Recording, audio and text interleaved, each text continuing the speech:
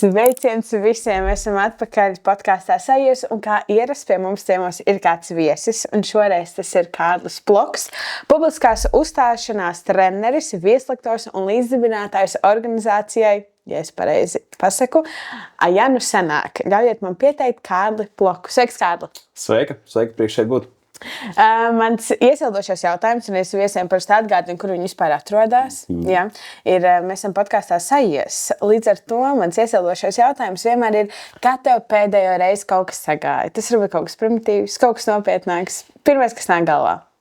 Man kaut kas sajiet katru dienu. Okay. Jā, es dažiem tā teiktu, bet man liekas, ka tas sajiet ar laiku sāk kļūt par tādu, tu saproti, kuras lietas var kaut kur sakombinēt un kuras nevar, un tad tu saproti tās, kuras tu vari, tu viņas kaut kā varbūt papušo vairāk un viņas atnāk, bet atbildot uz tavu jautājumu, kur man pēdējo reizi? Tas ir ļoti labs jautājums. Vieta pauzei? Jā. Viss kārtībā. Es vienkārši domāju, ka šeit arī ir tās labs punkts, ka man patīk kaut kādiem brīžiem, ja tu kādreiz esi pieredzis tā ļoti ātri, tev vajag atbildēt. Tad man patīk, ka tev ir brīdis laika padomāt, jo es nesteidzos, bet man šķiet, ka pēdējā reize, kad man tiešām tādu lielu droši vien, es teiktu, ir tas, ka man aizraušanās ir mašīnas, un es pērku mašīnas, kurām ir kaut kādas problēmas, teiksim tā vai ne, un tad es viņas taisu un tā kā uztaisu tādu, kā viņi vēlos, un brauc tad ar viņu pats, līdz man gribas kaut ko jaunu. Un ar pēdējo mašīnu es tā diezgan lielu risku uzņēmos, jo it kā tā lieta, ko es gaidīju, bija, bet varēja būt vēl viss kaut kas. Bet tas viss nebija. Tāpēc es teiktu, jā, tā droši vien bija tāda pēdējā reize, kur man tiešām sagāja. Ok, tad tavs hobijs ir činīt mašīnas, jā? Nē. Uzčinīt mašīnas. Nē? Es ļoti gribētu to mācīt, bet tādas primitīvās lietas kā akumulātoru nomainīt vai tādas simtas māku, bet neko citu. Es ļoti gribētu to mācīt, bet es to nemāku. Bet man ir pazīstami dažādi... Tad tu viņiem iesmērē šo problēmu, ja? Nē, es iesmērēju, es tikai pie viena aizvadu izdarīt to, otram to, un tad ir tādā foršā atmosfērā. Jā, kā jau es minēju, tavā, tā teikt, amatu, es nezinu, kā to parasti nodefinē lietu aprakstā, kas tu esi. Kaut kādā ziņā tur bija publiskās runas uzstāšanās treneris, jā? Es ceru, ka tas ir korekti. Ja nav korekti, tad... Jā, ļoti, ļoti korekti. Ok, jā, un tad vienā tavā Instagram aprakstā bija tā ļoti labs apraksts, kuru vēlos šeit nolasīt. Visbiežākā problēma, ko es palīdzu risināt cilvēkiem, kuri nāk pie manis uzlabot savas publiskās uzstāšanās prasmes, ir tā, ka viņus uztrauc citu viedoklis. Tad mans jautājums, esmu redzējis, kā tu uzstājies, kā tu runā, un tiešām tas ir tevi, un tev ļoti labi sanāk, un šis jautājums man uzreiz pacēla sevī, bet vai tev kādreiz pašam ir uztrauc, ko cilvēki par tevi domā, un vai tas tā kā ir ietekmējis par to, kāpēc tu šobrīd esi šis te uzstāšanās treneris? Jā, man noteikti ir tādi brīži, bet tie brīži droši vien ir vairāk, kad man ir kaut kādi man tuvi cilvēki apkārt.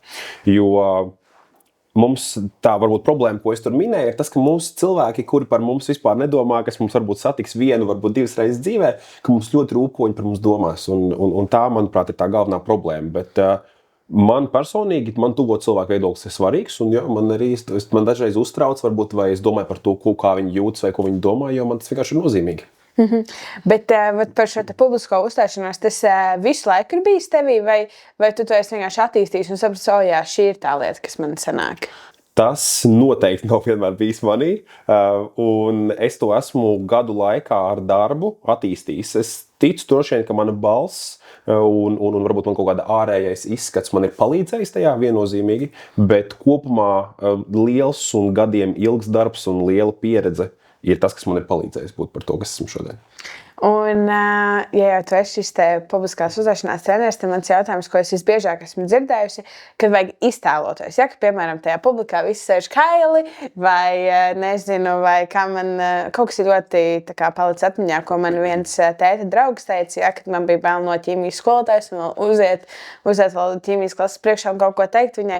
Viņa teica, bet tu iedomājies, ja, viņa arī kakā. Ja? Tā kā, tas arī ir kaut kāda lieta, ko esmu dzirdējis. Varbūt, kas ir šīs lietas esēnas, ko tu parasti iedod, tā teikt, savai auditorijai, kad tu stāsti par šo lietu? Jā, divi piemēri. Viens tas par to, ko cilvēkiem, ka jāiztēlos, ka ir kaili. Jā. Es vienmēr saku, nedariet to.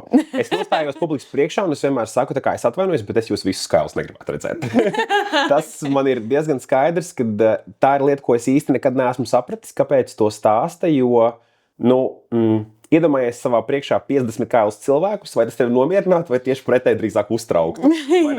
No tādas tīri cilvēciskās puses, bet atkal otra lieta, ko es vienmēr stāstu, un kas ir mans tāds uzdevums, un šo es dodu brīvu iespēju visiem izmantot, ir cilvēkam pārsvarā ir bail, kad viņi publiski uzstāsies, ka viņi aizmirsīs pateikt kaut ko, ko viņi vēlas pateikt, vai ne? Vai viņiem, piemēram, būs blackouts. Es domāju, ka klausītāji arī ir pazīstami ar to sajūtu, ka tev ir kaut kas jāsaka, un tu pēkšņi aizmirsti, kas tev ir jāsaka, vai ne? Un tad labs vingrinājums tam, ko darīt, ir aizver acis un izstāst to, kas tev jāstāsta. Vienkārši viens pats ar sevi vai kopā ar kādu, vienalga kāda ir ērtāk. Un tad, kad tu to izdari, atver acis un pasaki sev, es tikko pilnīgā blackoutā izstāstīju visu, kas man ir vajadzīgs. Okay. Un tāds maziņš psiholoģisks triks, kas palīdz ikdienā cilvēkiem pašiem atcerēties. Un super. Un tev ir lielāka auditorija, kurai tu kaut ko esi stāstījis, pagaidām ir? Un vai tev ir arī stress vēl joprojām pirms tu kāpj skatos? Cilvēku skaita ziņā, tu domā, auditorijas lielākā, es teiktu, droši vien kaut kādiem, 4 ciparu skaitli sasniedzot. Jā, tā ir precīzi, es nepateikšu cik, bet tur staigājot, tas varētu būt. Un otrs jautājums bija? Otrs jautājums bija, man jāizdar acis, jo man tikai iesējas blackouts. Jā. Otrais jautājums bija par to, vai man ir uztraukums. Jā, vai tev pašam ir uztraukums? Jā, man ir, bet ļoti, ļoti tādos retos notikumos. Piemēram, pēdējais, kur es tā izteikti atceros, bija man 21 gada vecumā mani uzrunāja kļūt un runāt skolotāju konferencē. Un tas ir, iedomājies, tas 21-gadīgs skolā. Tu jau brīdī esmu students, bet es tikko pats vēl biju skolā, un mani aicina mācīt skolotājiem, kā mācīt vai kā piesaistīt uzmanību. Un tas noteikti bija tāds brīdis, kad es biju ļoti uztraucies. Lai arī es biju jau vairākus gadus to visu darījis, bet es saprotu, ka tajā ir tik milzīga atbildība, ka tas noteikti radīs stresu, jā. Ok. Un tad tālāk, tu jau kaut ko minēji par... Cik tev šobrīd ir gadi, piedod par jautājumu? Man tikko palika 24. 24 gadi, ok. Un es domāju to, ka kaut kāds tāds izvēļu laika posms ir tās vidusskolas klašu beigas, ka tev visi jautā, kas tad tu no sērijas, kur tad tu iesi un kas tad tu būsi, tad, kad tu pabeigsi šo vidusskolu, un daudziem ir jāveic šī saucamā lielā izvēle, ko tad darīt. Un man patika viens tavs Instagram arī captions. Tu nezini, kāds ir pareizais veids, kā dzīvot, bet tu vari palīdzēt ar kādiem soļiem. Tātad tu esi uzrakstījis šādu te aprakstu. Un tas tieši notika vienu stāvu zemāk, kur bija tas pasākums. Ok. Mans jautājums ir gluži vienkārši, kādi ir šie soļi? Šis ir ļoti labs jautājums. Tie soļi ir tādi, ka es uzskatu, ka tajā vecuma posmā vidusskolas beigas un augstskolas šis laiks, es uzskatu, ka jāiet pilnībā kvantitātē, nevis kvalitātē. Tu mēģini, tu dari, tu iesaisties, tu esi gatavs darīt daudz ko par brīvprātīgo darbs, iesaistīties, bet būt vietās, kas tev palīdz sasniegt cilvēkus, kas tev palīdz sasniegt kaut kādu vidi, kurā tu sevi redzi un kurā tu gribētu būt iederīgs. Un tad darīt to, teiksim, tādā apjomā, ka būtu neloģiski, ka tu nesasniedz tajā visā. Jo tie ir cilvēki, kuriem, jebkurā nozarē, kad mēs pamanām kādu, kurš ir prasmīgs, kurš ir zinošs, kurš labi dara savu darbu, ko mēs iedomājamies, vai ne, ja man kādreiz vajadzēs, es par viņu atcerēšos. Un tad, kad tu saproti šo filozofiju, tu saproti, ka tad, kad tu esi otrā monētas pusē, tev vienkārši ir jāiet ar tādu apjomu, jādara, pašam jāmēģina un jāatrod sevi. Jo viens arī no konceptiem, ko es stāstu, ir par ko daudz jauniešu uztraucās, kad tev 18 gadu vecumā prasa izdarīt savas dzīves izvēli. Ko tu mācīsies, kas būs tava joma, ko tu visu dzīvi darīsi. Tas, man liekas, kosmos. Kā tu vari man prasīt 18 gadu vecumā kaut ko tādu darīt? Un tad es sapratu, ka varbūt, ja es nevaru izvēlēties, es varu atsijāt lietas. Kā Šerlokā Holmsā dedukcijas metode, vai ne? Ok, man šis nepatīk, šis man nepatīk, šis man patīk, šis ir forši, šis man arī nepatīk. Un tad tu uztaisi to loku ar lietām, kuras tev patīk, un loku ar lietām, ko tu zini, ka tiešām tu nedarīsi. Un tad jau no tā tev ir vismaz kaut kāds virziens, kurā doties un kurā sākt mēģināt. Tas, protams, prasa laiku, tas prasa darbu. Es gribētu spēt iedot tādu vienkāršu atbildi, dari šādi, un tev viss izdosies, bet nav tādas atbildes. Es vienkārši mēģinu vedināt, domāt uz kaut kādiem virzieniem un par kaut kādiem soļiem, kam ir nozīme. Jā, un tad par šo runājot, ir vēl tas nākamais brīdis, kad tu arī pabeidz to augstskolu, jā, un tad arī ir jautājums, manuprāt, mūsdienās kaut kā ļoti aktuāli tiek arī pacelt šī tēma, ka tev ir jāpelna ar to, kas tev patīk, un tam darbam ir jābūt tavai sirdslietai. Kā tev ir ar šobrīd savā dzīves posmā šajā? Jo man personīgi ir krīze šobrīd šajā jautājumā. Tāpēc es gribētu dzirdēt, kā tev iet. Jā, man patīk tas, ko es daru. Es daru to, kas man patīk, kas man ir interesants. Ir, protams, grūtības, ir lietas, varbūt, kas man neuzrunā vai kas man nepatīk. Tajā visi ietveros, bet es apzinos, ka tas ir kaut kas tāds, kas ir nepieciešams tajā, kur es vēlos doties. Bet kopumā, ja mēs runājam, jā, es daru to, kas man patīk, un man par to ir liels prieks. Un es ļoti cenšos iedvesmot arī citus darīt to pašu. Kas varbūt var nedaudz vairāk vēl pastāstīt?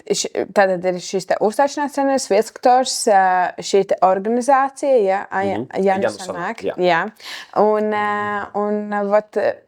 vai tu šobrīd jau esi sasniedzis to, ko tā kā, tā teikt, tā pilnā versija, kas ir tāds, jā, es tā kā darba jomā šobrīd esmu tur, vai tu vēl esi uz kaut ko ceļā, kur tu redz, kur tā kā, patiesībā es kur ar to gribētu pelnīt naudu. Jā, es saku, ka tu uztver. Jā, es uztveru, es neesmu pat tuvu vēl tam, kur es gribētu būt. Okay. Jā, jo šobrīd ir tā, ka man ir dažādi virzieni. Man ir teiksim, tāds kā office darbs, vai ne?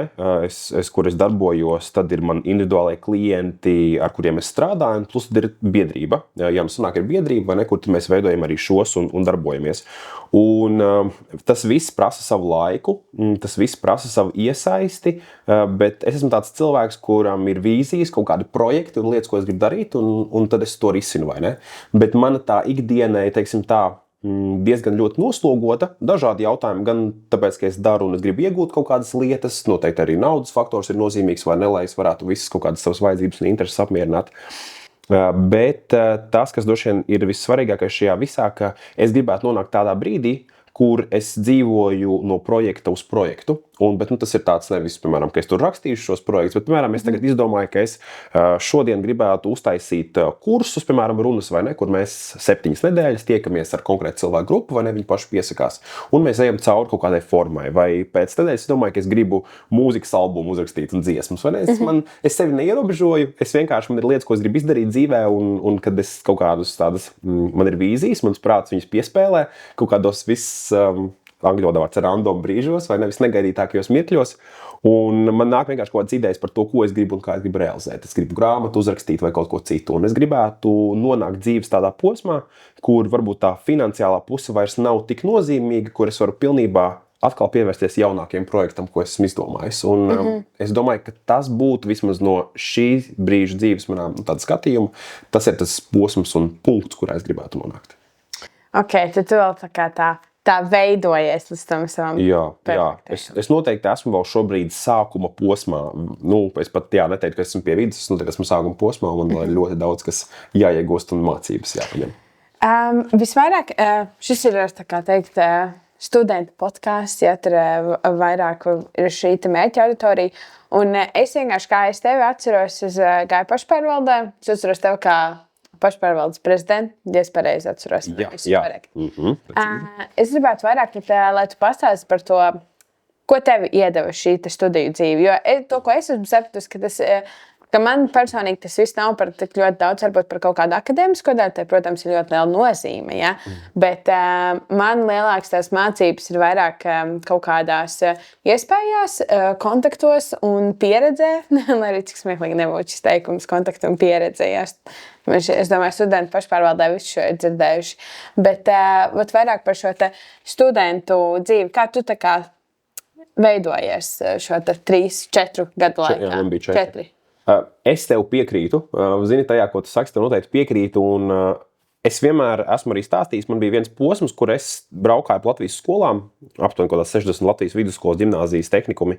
Un viena no idejām, ko es viņam katram arī stāstīju, ir tas, ka augstskola ir par to nevis, ko tev augstskola iedos, bet ko tu no augstskolas paņemsi. Es varu kaut ko piebilst? Droši. Es skatījos, un es kaut kad arī biju dzīvē dzirdējusi, kad tu biji teicis šo teicienu, kad, no otras puses, ja tu būtu zinājis par tām investīcijām, kā tu teici, ja tu būtu visu savu studiju maksu ieguldījis investīcijās, Bitcoinā, jā. Tad tu varētu šobrīd Bahamas salās baudīt kokteili. Jā, tas ir. Šis teiciens ir, kad ja es būtu no pirmā sava semestra visu laiku to naudu, ko es maksāju par studijām, būtu iemaksājis Bitcoinu pērkot, vai ne? Es šobrīd Bahamas salās atpūstos. Man nebūtu vajadzīgs vairs neko dzīvē darīt. Bet, hei, šeit es esmu, vai ne? Tad es izdarīju savu izvēli. Bet, jā, par tām studijām, es uzskatu, ka studijas ir, ja man būtu šobrīd iespēja būt vēlreiz vidusskolā, es noteikti 11. klasē mērķiecīgi domātu par studijām ārzemēs. Bet arī Latvijā ir laba un kvalitatīva izglītība. Bet Latvijā tas tomēr ir, ka tev ir vairāk jāizmanto tās iespējas, ko viņi dod. Un es augstskolu, man tāds nav standarta augstskolas stāsts, jo kas ir jauniešiem augstskola, viņi iet uz lekcijām, ir kaut kādas ballītes, vai ne, tur kaut kādas grūtības, sesijas, eksāmeni un bakalaurs, vai ne, pieņemsim. Ne? Tas tāds standarta latviešu ceļš, bet man bija... Jā, es sāku no 1. gada, man 2. gadā augstskola darbu piedāvāja tur strādāt, ar 2. vai 3. gadu es kļuvu par prezidentu, es biju kursa vecākais, es izbraukāju Latvijas skolas un prezentējot vispār augstāko izglītību un braukāju arī pārzemēm, es braukāju Indija, Vietnama, Azerbaidžāna, plaši pasauli, paralēli pilna laika studijām, es vēl paralēli biju pilna laika darbinieks augstskolā, es biju skolotājs vidusskolā un vēl pašpārvaldes prezidents. Un tā bija manā, es dzīvoju tādā ātrumā un ikdienas tādā karstumā, ka es sapratu, ka viena konkrēta lieta, un ko vajadzētu arī paņemt par augstskolu, ir tas, ka ir svarīgi ar visiem pasniedzējiem uzturēt labas attiecības. Jo bija ļoti daudz, kur es nebiju klātesošs lekcijās, bet ja tev ir labas attiecības ar pasniedzējiem un tu parādi tādu iesaistu un aktivitāti, viņi tev atcerās ar tādu labu pēcgaršu un nāk pretī. Un augstskolā es izdzīvoju tiešām tā kā rokzvaigzne. Es darīju visu, es iesaistījos visur, es rūpējos par to, mums būtu forši pasākumi, un es tiešām ieguldīju sevi ļoti daudz tajā visā, un, protams, to augstskolu arī redzēju un novērtēju, un radīja man dažādas iespējas. Lai arī es mācījos, man bija reklāmas tieši bakalaurs, man bija tā, ka es sāku strādāt mārketingā jau 2. gadā, kad man augstskola piedāvāja darbu, un tad jau bija tā, ka ar 3. gadu īsti man augstskolas zināšanas vairs īsti neko nedeva, jo es praksē biju izgājis tam, un es ar pasniedzējiem tā kā oponēju, hei, tas, ko tu stāsti, it kā teorija ir pareizi, bet dzīvē tas tā nenotiek, vai ne? Un tad kaut kādas varbūt arī sākās diskusijas par to, bet pasniedzēji bija atvērti. Un tas, kas man ļoti patika manā augstskolā, ir tas, ka bija dažādi dzīves gudri pasniedzēji. Tas nebija tik ļoti par tām akadēmiskajām zināšanām, bet arī tieši tas, par ko tu teici, tādu dzīves gudrību. Un es ļoti daudz paņēmu tādas tiešām dzīvē noderīgas lietas un lietas, kas liek tev kaut kā palaust kaut kādus savus tos uzskatus un būt atvērtam plašāk par kaut kādām lietām. Un tas pats arī ar to darbu, kad man bija jābrauc uz ārzemēm, man bija iespēja būt tik dažādās vidēs un iepazīt tik dažādus cilvēkus un redzēt to viņu piedzīvojumu, kad es domāju, ka tad, kad es absolvēju augstskolu, mana tā pieredzes bagāža jau bija tik liela, kad es sapratu, ka man ir kaut kas tiešām liels jāturpina darīt, lai es varētu pats kaut kādas savas ekspektācijas un to enerģiju vispār ielikt. Jo es, kad pabeidzu augstskolu, es sapratu, ka es mēģinu katrā dzīves posmā kaut ko augstāku un kaut ko lielāku darīt, vai ne? Un tad es domāju, ka es tikko esmu 20 gados strādājis par skolotāju, vai ne, vidusskolai, un es domāju, kur es varētu tagad šajā vecumā kāpt augstāk. Un jā, es pēc studiju Erasmusā aizbraucu. Pēc studijām Erasmusā? Jā, pēc studiju Erasmusā, 6 mēneši. Un te atkal ir tāds rītīgi foršs stāsts, kurus tagad vēl var pieminēt, kad es minēju vai ne par pašpārvaldi, par skolu, kurā es strādāju un mācījos, vai ne pats viss. Un es sapratu, ka dzīves tāda vērtība 20 gados ir spēt visu savu dzīvi sakrāmēt koferos un aizbraukt kaut kur tālāk. Un es domāju tāds, šis ir tā kā pareizais brīdis, jo es gribēju vienmēr Erasmusu, bet man nesanāca, jo visu šīs lietas apvainoju, tu nevari vienkārši pazust uz pusgadu. Es absolvēju augstskolu, es aizgāju no tās skolas, kurā es strādāju, es atdevu savu dzīvokli, pārdevu mašīnu, aizgāju no darba, tā kā pilnīgi visu dzīvi noslēdzu, sakrāmēju koferos un uz 6 mēnešiem devos Tenerifi. Tā kā Jā, tu arī savos sociālajos medijos rakstīji par to, ka šis laiks, kurš bija pirms Erasmus, ka tur viss bija tādā viens pēc otru, un tur iestājās miers. Tad mans jautājums ir, kas noteikti, kad dzīvē iestājas miers kaut kādā ziņā?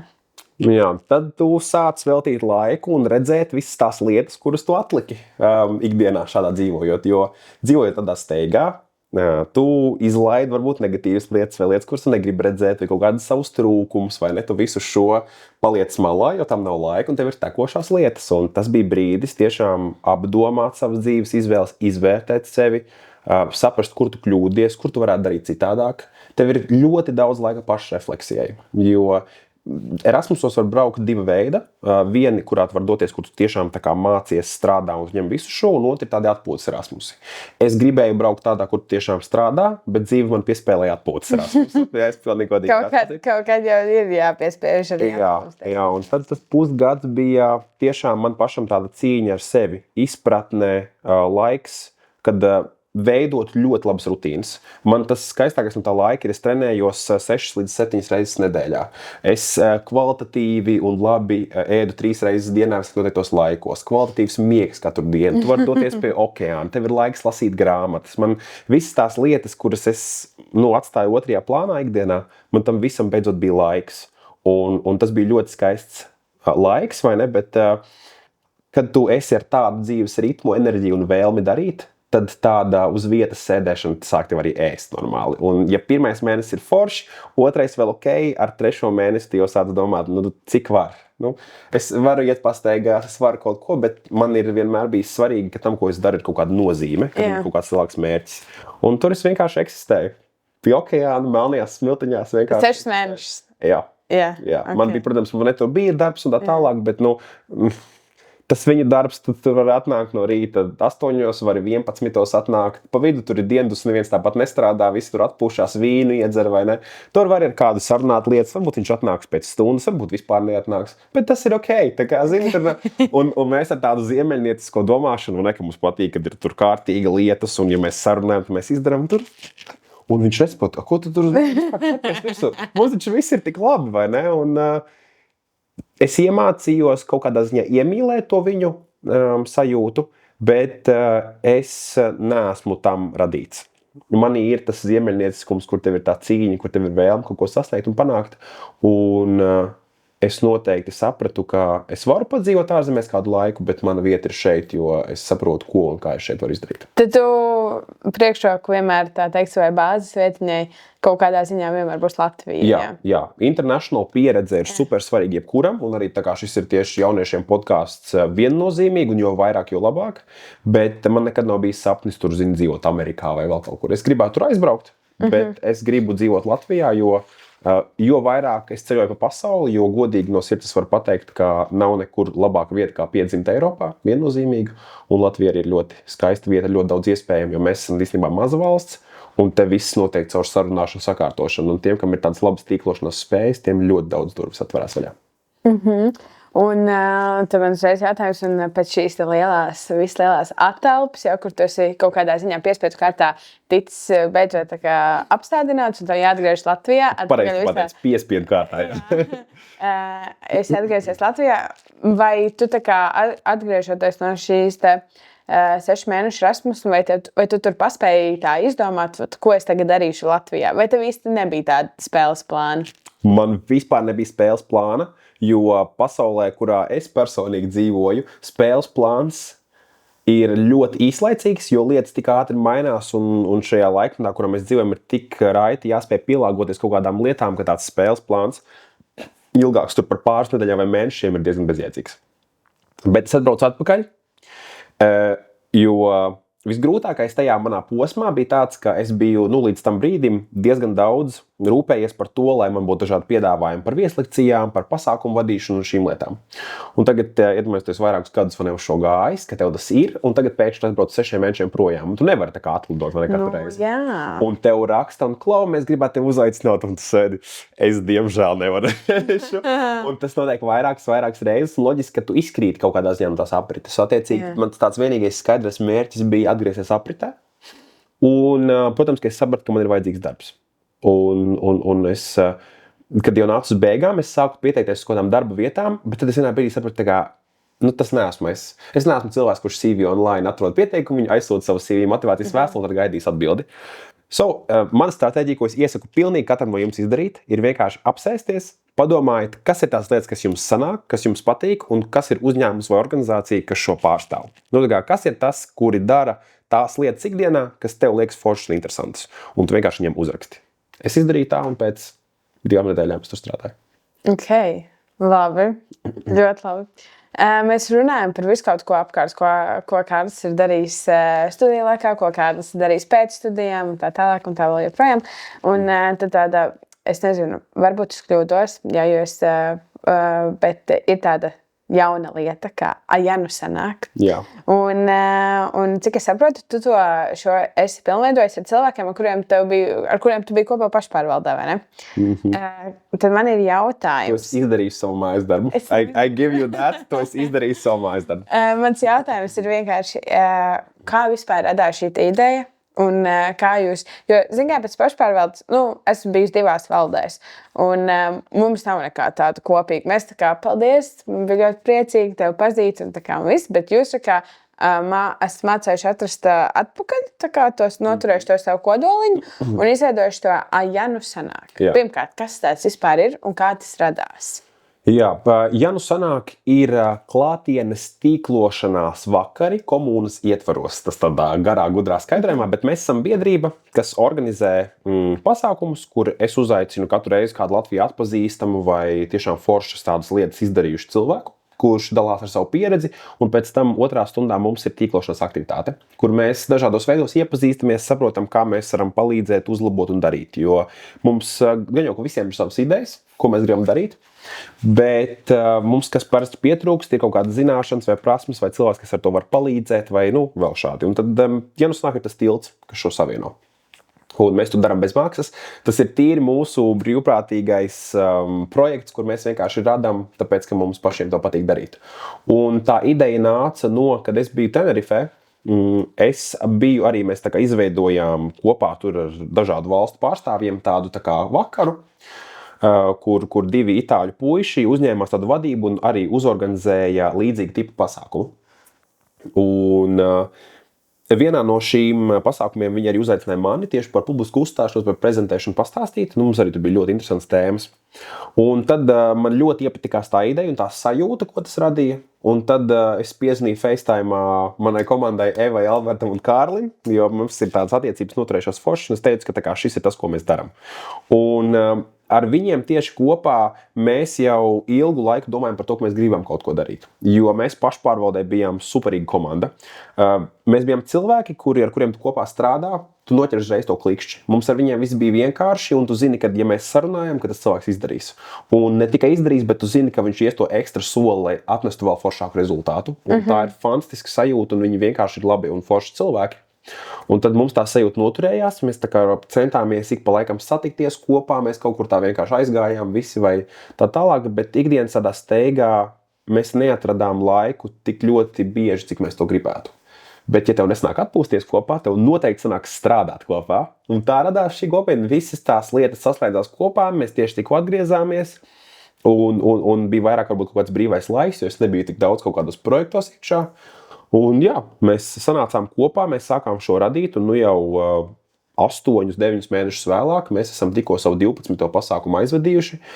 Mums gandrīz ar katru pasākumu pieaug cilvēku skaits, un jau šobrīd esam komunā nepilni 400 cilvēki.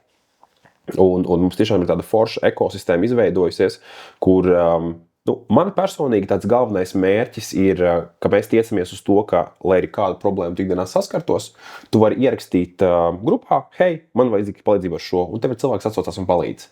Tev ir viena platforma, vieta, kur mēs visi apkārt esam šeit, jo mēs gribam saņemt un mēs gribam dot. Un tas ir par to došanu, kas, manuprāt, ir tik svarīgi, jo tas ikdienā arī ir mans darbs. Un, protams, ilgtermiņā mēs rūpējamies par to, lai mēs spētu ar Janu sanāk radīt jauniešiem darba vietas. Tas noteikti ir. Tā kā tas ir tas mērķis par tām darba vietām, tieši vairāk.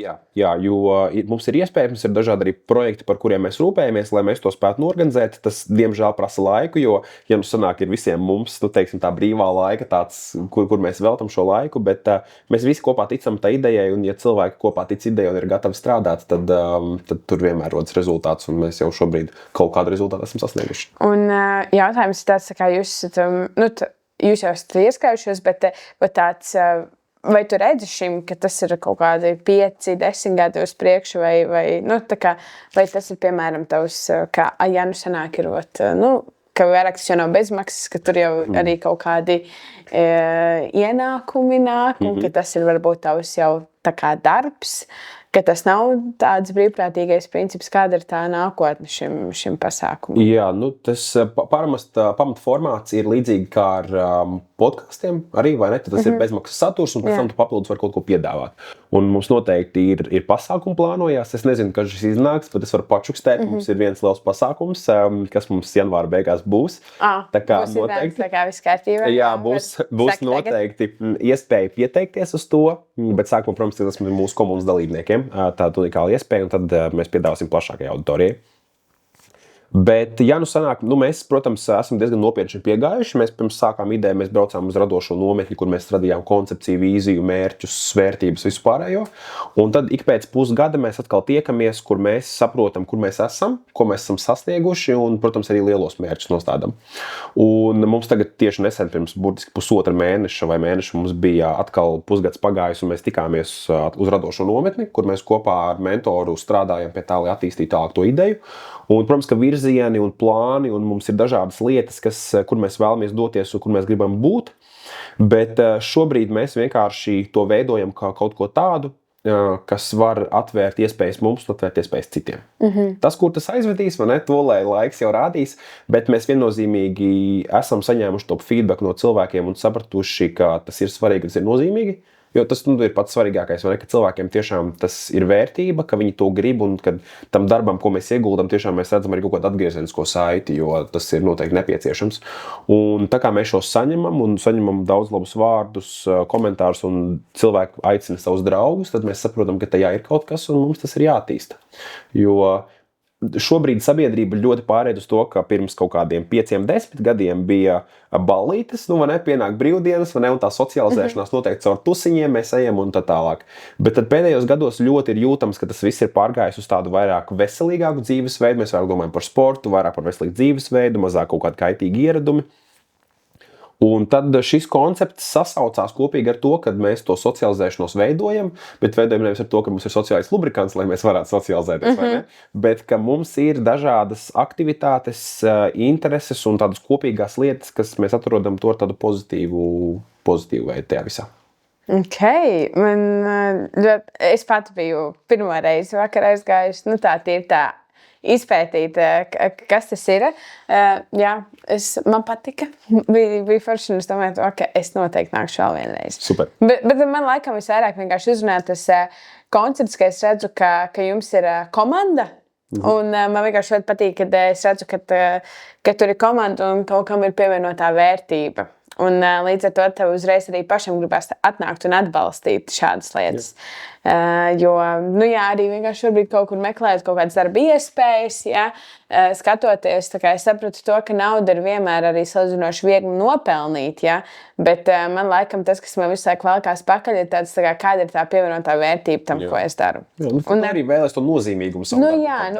Un tas laikam ir tas, ar ko es pēdējā laikā stragloju, tāpēc ir ļoti forši, ka ir vismaz šādas lietas, ja tu vietas un lietas, tad tu vari satikt tos cilvēkus un tā teikt atrast to līdzīgi domājušos cilvēkus, kas arī dot vērtību. Tu vadi podcastu. Man arī gribētu teikt, ka tev patīk tas, ko tu dari. Jā, noteikti. Vienkārši gribās atrast tādas, lielākas, vēl nopietnākas lietas. Bet tā kā visam ir savs laiks, un kā mēs nesen ar citu ar draudzenēm nonācām pie secinājuma, taču es sūkstamies. Es vienmēr saku, ka mums viss ir ļoti labi. Mēs dzīvojam super labi.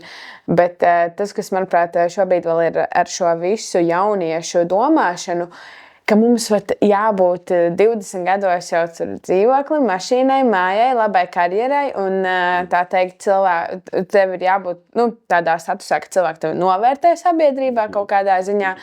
Un man bieži sev jāatgādina, tā kā Madara, viss ir kārtībā, tev ir tikai 22 gadi, tu vēl visu paspēsi izdarīt un viss būs kārtībā. Vienkārši, jā. Tas ir liels sociālo mediju efekts. Atvaino, ka es tev pārtraucu, bet es gribu pateikt, ka tā vislielākā problēma šajā, ko tu saki, un es to pilnībā saprotu, arī es to pieredzu un piedzīvoju, vai ne, un arī droši vien klausītāji, bet tas ir vislielākajā nozīmē sociālo mediju efekts.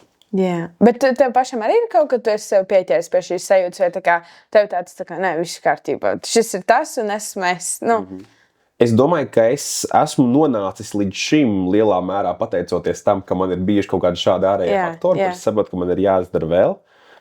Bet es pie sevis strādāju un lieku sev apzināties, ka tajās dienās, kad es nejūtos labi vai kad es nedaru pietiekami daudz un vispārējais, es tāds vienmēr man forša lieta ir, es atveru savu plānotāju un es paskatos iepriekšējos mēnešus, ko esmu darījis, un ka man ir katru dienu, neskaitot darbu un to visu, ka tev ir vēl tas un tas un tas, un es saprotu, kā varbūt nemaz nav tik slikti. Jo es esmu tas cilvēks, kurš viena diena mājās neko nedarot, un es kā tu tā vari, izniekots laiks, un viss šitais sākās. Bet es mācu sev tādu samērību un tādu piezemēšanos un spēju novērtēt arī vienkāršus brīžus. Jo man liekas, ka tas dopamīns mums tik ļoti ir iedots, ka tev visu laiku vajag vēl un vairāk, kad ir jāmēģina tā sazināties vairāk. Jā, jo man arī, es runāju ar vienu cilvēku, un man tā vienreiz tā pateica, Madara, ja kas dažreiz arī drīkst ko nedarīt, tas ir ok, ja? Bet es saprotu, par ko tu runā, jo man dažreiz arī skatoties kaut kādu seriālu vakarā vai Netflix ar kaut kādu sirdsapziņas pārmetumu par vēl neizdarītajām lietām vai kas jādara, tāpēc es parasti labāk jūtos, tad, kad es sēžu pie televizora un paralēli kaut ko strādāju vai montēju, tad man tāds tā kā, it's safe, mēs esam tā kā safe zonā, un šis ir ok. Jā. Bet labi, jā, katram tā teikt savi tarakāni un nepilnības. Un šeit varbūt, ko es varu pielikt, kas liekas, kas man varbūt dod tā miera sajūtu, ir tad, kad es zinu, ka es esmu kaut kādu lielu darbu vai kaut kādus vairākus darbus noslēdzis, tā, ka esmu izdarījis, ka nav astītes palikušas, tad es mierīgi atpūšos, un man nav tie pārdzīvojumi un stresi un vispārējais. Bet man liekas, ka tā lielākā problēma ir tāda, ka mēs esam vienkārši atstājuši kaut kur tur aizmugurē kaut kādas pāris, tur astītas, nepabeigtas lietas. Un ka tas ir tas, kas tajos brīvos tevi moca, jo tu zini, ka tas vēl būs jādara, bet tagad, ka varētu atpūsties, un tad tādā neviens ne īsti otrs. Jā, tas droši vien varbūt, ja tas kādam palīdz, tad tas man ir nostrādājis. Jā, neaizmirst par astītēm. Mēs tā diezgan veiksmīgi arī tuvojamies kaut kādam verdiktam, noslēgumam. Un to, ko es tev gribu pajautāt, kā savu noslēdzošo jautājumu, ir, ko tu savos agrajos 20 vai 11 gados būtu darījis savādāk, vai ko tu gribējis būtu zināt ātrāk? Droši vien sadalīsim šo jautājumu. Tur būs baigi, vai ne? Mums ir laiks vēl, vislabi. Super. Viens, ko es noteikti būtu darījis savādāk, es jau ieminējos par to augstskolas izvēli. Es pilnīgā planēju pa dzīvi, es baudīju, man vidusskola bija mans tāds rīktīgs pļaujas laiks, es visus pazinu, es varēju visu sakārtot, es skolas tur sporta pasākumos piedalījos un vadīju skolas pasākumus, un tur devos skolu pārstāvēt, visu kaut kur bija jābūt, un man bija viss baigi forši. Es nācu, visi tā kā, savas kaut kādas tās lietas, man bija ļoti interesanta ikdiena, es zināju, kā visu var sarunāt, un es kaut kā veltīju to enerģiju tajā visā un forši pavadīju laiku. Un pienāca brīdis, kad es absolvēju tagad vidusskolu, un tā kā jāiet kaut kur mācīties, un es vispār neesmu par to domājis, jo man tas vispār nebija aktuāli. Un tad, protams, ka kaut kur pēc tam tur es labi, ka vēl apzinīgi pie kaut kāda karjeras konsultanta aizgāju, un lai viņš man tā kā palīdz izdarīt to izvēli. Bet tajā brīdī jau tev ir tikai Latvijas augstskolu iespējas, un arī ne top iespējas, bet jau vidus un lejas gals, vai ne? Jo loģiski to es tā kā pēdējā mirkļa tajos lecējos iekšā. Un es sapratu, ka es negribu izlaist gadu.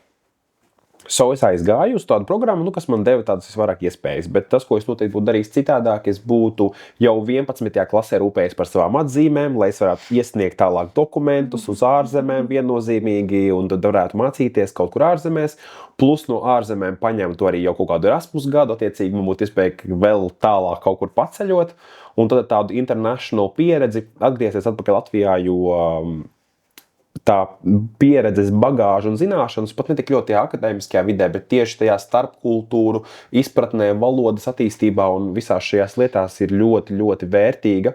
Un tu ļoti jūti, kad jaunietis studēs ārzemēs un kad jaunietis studēs Latvijā. Un tas būtu droši vien mans tāds, ko es būtu darījis citādāk. Bet, kas skar otru jautājumu,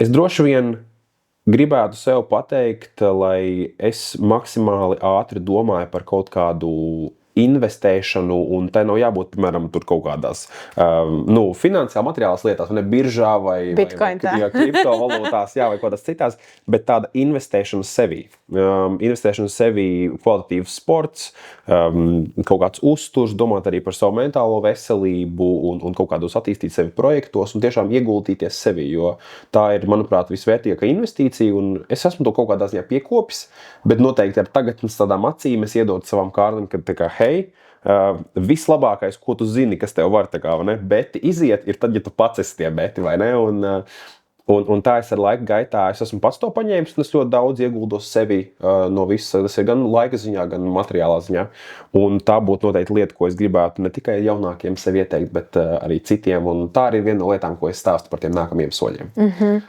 Bet varbūt ir kaut kādas konkrētas lietas, visam vēl augstskola, ka tā kā, ka tev tāds, nevis, ka tu būtu to darījis savādāk, bet kur tā kā, jā, šī bija tāda mācība. Varbūt tev vēl kaut kas nāk prātā, izņemot vēl augstskolu. Jā, man līdz kaut kādam,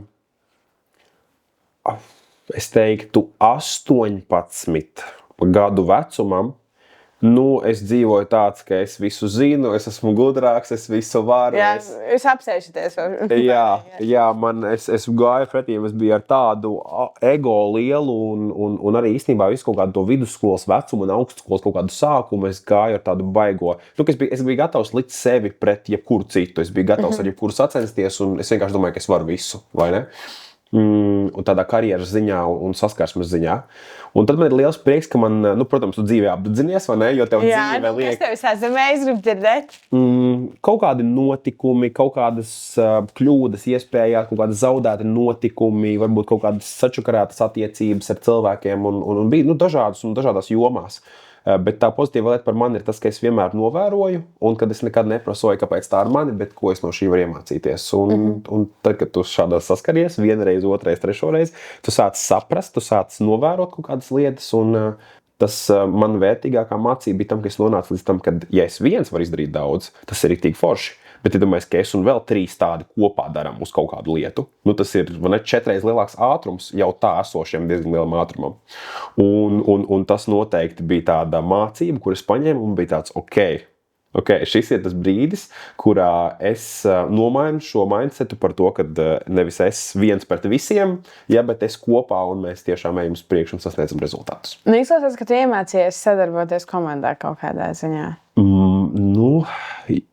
Man šķiet, ka es vienmēr esmu mācījies sadarboties komandā. Vienkārši es iemācījos labāk deleģēt pienākumus. Jo, tev ir kaut kāds pienākumu saraksts, un ja es zinu, ka es to varu izdarīt labāk, vai loģiski es to darīšu. Un es arī pašpārvaldu bija vieta, kur es pirmajos gados ļoti apdzinājos ar to. Es zināju, ka es varu izdarīt šo labāk, un šito varu izdarīt labāk. Bet tad, kad tu uzņemies pēkšņi visu, tu neko vairs nevari labi izdarīt, vai ne? Un tad, protams, pārējie nejūtas novērtēt, jo viņiem nav darbs, un es pats paņemu visu saviem pleciem, un loģiski vairs nav kvalitāti, jo tu vienkārši nevari to piedāvāt uz tā darba apjomu. Un tad es iemācījos tā deleģēt, kopīgi strādāt un uzticēties cilvēkiem, un spēt tā kā kontrolēt tās, kas man ir jākontrolē, un tur, kur ir jāļauj, tur ir jāļauj. Un tās tādas vērtīgas īpašības, ko šādā vecumā iemācīties, nevis tad, kad man ir 30 vai 40 gadi. Jā, bet to, ko es gribētu kaut kādā arī noslēgumā, kas man šodien atnāca tāda atziņa, protams, kas, tā kā, manuprāt, tās atziņas vispār nāk ļoti bieži viens un tās pašas uz riņķi, vienkārši nonācis, tu aizmirst par to, tad tur runāt. Un no citas perspektīvas šoreiz. Jā, bet šodien vēl paklausoties un sarunājoties ar tevi, es sapratu to, ka patiesībā, mēs nevaram pieņemt dzīvē nepareizus lēmumus kaut kādā ziņā, jo pat arī tās nepareizās vai sāpīgās, vai kā mums šķiet, tā kā, es negribu iet kaut kādās galējībās, jā, protams, bet overall man šķiet dienas beigās viss noteikti tā, kā tam ir jānotiek, un arī brīžos, kad tev šķiet, ka tu esi pieņēmis nepareizo lēmumu, tas tik un tā tevi novedis pie kāda cita lēmuma, kas beigās varbūt tev ir nācis tikai par labu. Jā, un to sev atgādināt katru dienu. Es droši vien varu vēl vienu piemēru izstāstīt. Es pabeidzu vidusskolu, un man viena klases biedra mamma bija cilvēks, kas organizēja lielos vienības braucienus riteņbraucējiem. Liela notikuma. Un viņa man uzrunāja, ka es varētu kļūt par vadītāju šiem pasākumiem. Un tas būtu tā, ka man būtu pilnlaika nodarbošanās 6 mēnešus gadā, vai ne? Un es tur varētu labi nopelnīt, un viss būtu amazing. Tā kā tas, ko es... man tāds vidusskolas mans sapnis, es gribēju tur būt pasākumu vadītājs. Tas ir bišķiņ nomainījies, vai ne? Bet tajā brīdī tas man bija svarīgi. Un es domāju, visu, te ir mana iespēja, viņa ir atnākusi, viss ir forši. Un burtiski nedēļu pirms pirmā pasākuma, kur mēs noskaidrot, vai es strādātu vai nestrādātu, sākās Covid. un šis ir mans tas Covid stāsts, kur tas, jā, un plus vēl man 18. dzimšanas dienā mani uzaicināja uz šo teātri spēlēt izrādi. Un man piedāvāja galveno lomu tajā teātrī. Arī, vai ne? Man liekas tā kā, wow, tur durvis, un es piedalījos arī skolā runas konkursos, un man pirmajā gadā es tiku ļoti augstā vietā, otrajā gadā man pietrūka 0,7 punkti, lai tiktu starp top 7 labākajiem. Tur nenoskaidro runas konkursos labāko, bet tur no visas Latvijas katru gadu tādu izlasīti savāc, ne? Top labākos runātājus. Un tad bija man 12. klase, un es gāju ar prózu, ar dzejoli, visu tā kā es biju sagatavojies, jo es zināju, ka šis ir mans gads, es tikšu tur, ne? Un šis ir tas brīdis. Protams, kaut kas. Un man bija visādi šādas lietas, kur es biju tādu, kaut kādu zenītu sasniedzis, arī kāpēc varbūt es tik ļoti par to augstskolu nedomāju, jo man bija skaidrs šis, un es zināju, ka es tur iešu, un man īsti tāda tajā brīdī augstākā izglītība, laikam nebija vajadzīga. Bet dzīve piespēlēs uz korkcijas. Viņa pateica visu, un tu sēdi tajā brīdī un domā, es pazaudēju tādas iespējas, man tur bija, vai ne, viss jau bija gandrīz gatavs, vai ne, un tad es tagad uz to atskatos un domāju, jā, viss notika tā, kā tur bija jānotiek. Jā. Super. Paldies tev, Kāp, par to, ka tu piekriti, ka tu atnāc. Tev ir treniņš tulīt, jā. Viens stāv zemāk, man 9:30 sāks ar komandu treniņš basketbolā, tā kā es esmu precīzi tieši tā kā. Viss ir izreitināts pa plānam. Jā, super. Paldies tev. Paldies tev. Un tiekamies. Jā, paldies arī jums, un tiekamies nākamajā epizodē.